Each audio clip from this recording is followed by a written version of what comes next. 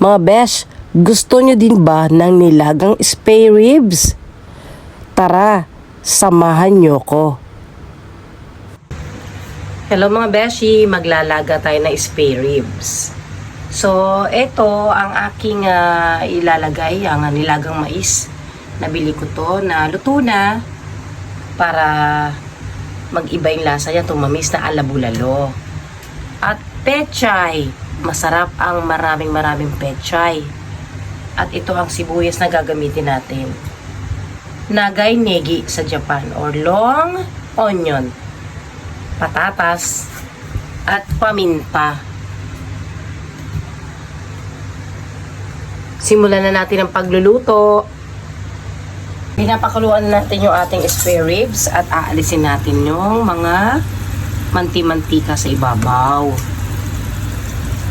Pinakuluan ko ang spare rib natin ng mga 40 minuto.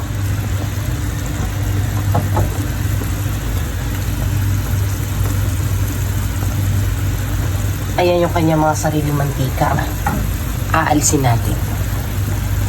Kumukulo na, unahin natin ilagay ang mais.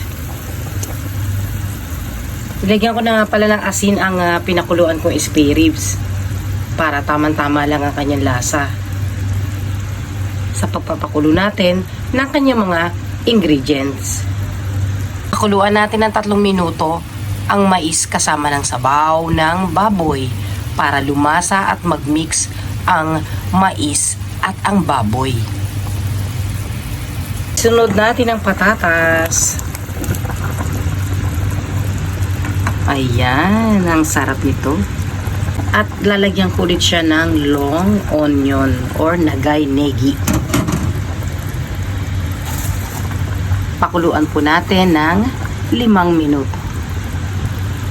Lalagyan ko na ng paminta. Walang bilog, kaya powder na lang.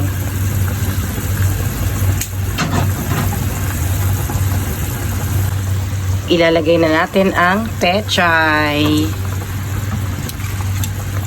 Maraming pechay, masarap, masustansya.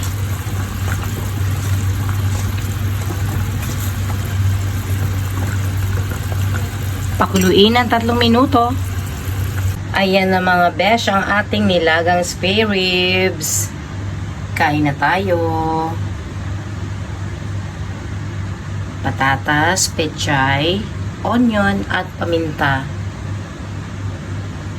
Yan lamang po ang ingredients natin at asin for taste. Nilagang spare ribs.